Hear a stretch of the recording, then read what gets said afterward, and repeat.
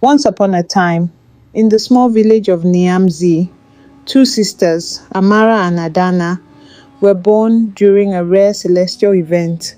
The stars themselves seemed to shine brighter that night, as if the heavens were watching over them. While both girls shared the same birth date, they could not have been more different in nature. Amara, the elder by mere minutes, was always gentle and considerate. As a child, she would help the elderly villagers, carrying their baskets of food or tending to their gardens. Her hands were always busy with kindness, whether weaving baskets for the poor or gathering herbs for healing. Her beauty was undeniable, but it was her pure heart and radiant smile that truly captured the attention of everyone around her. Adana, on the other hand, often felt overshadowed. While she too possessed striking beauty, it was her sharpness and wit that drew people to her, though not always in a good way. From an early age, she had learned to manipulate those around her to get what she wanted. She envied Amara's effortless kindness and how people gravitated toward her. Where Amara was soft and nurturing, Adana was hard and ambitious, often using her charm to twist situations in her favor. Despite their differences, the sisters were inseparable, or at least that's how it appeared on the surface. They played together, worked together, and even attended the village festivals side by side. But underneath the surface, the rivalry simmered. Amara, naive to her sister's growing jealousy, remained unaware of the darkness slowly taking root in Adana's heart. As Amara and Adana grew, news spread across the village like wildfire. Prince Juba, the young and dashing heir to a neighboring kingdom, was visiting the village. He had heard tales of the beautiful, kind-hearted Amara and was determined to see her for himself. The moment Amara and Prince Juba met, it was as if the universe had aligned. The prince's eyes were drawn to her, not just because of her beauty, but because of the quiet strength in her eyes. She was graceful yet strong, humble but commanding. They spoke about everything from the stars to their dreams for the future. Amara shared her love for the natural world, and Prince Juba, though a royal, expressed his frustrations about the responsibilities of his birthright. He had always wanted to escape the confines of the palace and experience the world as a common person. Amara listened intently, her heart fluttering as she realized that this man, this prince, truly saw her for who she was. They spent the following days together, walking by the river, sitting under the shade of ancient trees, and exchanging stories of their childhoods. However, as their bond grew stronger, so did the envy in Adana's heart. She watched from afar, her jealousy turning to rage. Why should Amara have him? Adana thought bitterly. I deserve him more. One evening, as Amara and Prince Juba shared a quiet moment under the stars, Adana approached them with a smile that didn't quite reach her eyes. Amara, she began, her voice laced with sweetness. I had the most wonderful vision last night. The spirits told me that you must not allow yourself to fall too deeply in love with Prince Juba. If you do, he will leave you. Amara, trusting her sister's words, grew anxious. But I've done nothing wrong. I care for him. Adana shook her head gently. The spirits warned me. You must give him space, Amara, or else he will drift away. You must show him that you are committed by staying away for a while. Reluctantly, Amara agreed, her heart heavy with confusion. She sent word to Prince Juba that she needed time to reflect, though the decision pained her deeply. Prince Juba, confused and heartbroken by Amara's sudden distance, began to seek solace in Adana's company.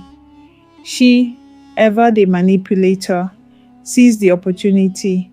She comforted him, pretending to understand his pain, all the while planting seeds of doubt about Amara's true feelings. You know, Prince, Adana said one evening as they sat together, perhaps Amara has already chosen another. She might not love you as you think she does, but I will always stand by you. Juba, torn by his emotions, began to believe Adana. His heart wavered. He had always admired her beauty and charm, and she was there when Amara was not. Slowly over time, his feelings for her grew, and he began to see her not just as a friend, but as someone who could replace the void Amara had left in his heart. The day came when Juba, in a moment of weakness and confusion, declared his intention to marry Adana. He believed that by doing so, he would honor his feelings and move past his broken heart. When Amara learned that Prince Juba had married Adana, her world shattered. She had believed in the bond they shared, in the love that had grown between them. But now her sister had stolen everything from her. Her heart was full of sorrow and disbelief.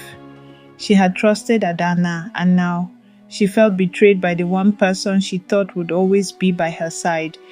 Her grief was unbearable. She left the village, wandering aimlessly, trying to escape the pain that weighed on her chest. She wandered through dense forests and over rugged hills, seeking solace in the beauty of nature. But even the soothing whispers of the wind could not quiet the storm in her heart. One evening, exhausted and weary, Amara encountered a beggar sitting by the side of the road. His clothes were ragged and his face was obscured by a thick layer of dirt. But his eyes were kind, filled with a wisdom that seemed ancient and deep. "Why do you weep, fair maiden?" the beggar asked in a soft, gravelly voice. Amara, her voice barely a whisper, replied, "I have lost everything. My love, my sister's trust, my future. What is left for me now?" The beggar nodded sagely. "Life is full of twists, my dear. Sometimes we must lose everything to find what truly matters." For days, Amara stayed by his side. She listened as the beggar told her stories of love, loss, and redemption. Though he had nothing of material value, he offered her something far more valuable: his wisdom and companionship. Slowly, Amara began to heal. She realized that love was not something that could be stolen. It was something that grew from within, something that could not be defined by wealth or status. As time passed, Amara and the beggar grew close. They spoke often, and a bond formed between them, one based on mutual respect and understanding. The beggar asked Amara one day, "Would you marry a man like me, knowing that I have nothing to offer but my heart?" Amara smiled through her tears. "Yes, I have learned that love is not about riches or titles, but about the heart, and your heart is pure." They were married in a simple ceremony, and though their life was humble, it was filled with love and joy. Amara worked hard to support their small household, gathering food, tending the garden, and selling what they could in the market. The beggar, now her husband, carved intricate wooden figures that were sought after by travelers and traders. One evening, after a long day of work, the beggar sat Amara down. "There is something I must tell you," he said, his voice serious. Amara looked at him with concern. "What is it?" The beggar took a deep breath. "Amara, I am not just a beggar. I am Prince Kwame, the heir to the kingdom beyond the mountains. I disguised myself to find a woman who would love me for who I truly am, not for my title or wealth. You, Amara, are that woman." Amara gasped, her heart racing. You are a prince?" she whispered, her mind racing. He nodded. "Yes, and now you are my queen." The next day, Amara and Prince Kwame journeyed to his kingdom. As they traveled, Amara marveled at the vast beauty of the land, the golden fields, the towering mountains, and the lush forest that stretched for miles. When they arrived at the royal palace, the streets were lined with cheering people. The grand walls of the palace gleamed in the sunlight, and Amara felt as though she had stepped into a dream. But despite the grandeur of it all, Amara remained grounded. She had learned that true happiness did not lie in riches or titles, but in love and loyalty. And she had found that with Kwame. Back in the village, life was not so kind to Adana. She had won a crown, but not the love of the people, and certainly not the heart of Prince Juba. As time passed, the cracks in their marriage became painfully obvious. Prince Juba, his heart still aching for Amara, confronted Adana. "You are not the woman I thought you were," he said, his voice bitter. "You deceived me, and now I see the truth." Adana, unable to escape the consequences of her actions, found herself trapped in a loveless marriage, her manipulations catching up with her. Amara, now queen, ruled with wisdom and compassion. She used her influence to bring prosperity to her people, advocating for justice and fairness. She never forgot the lessons she had learned in her humble beginnings, and she worked to ensure that kindness, not cruelty, ruled the land.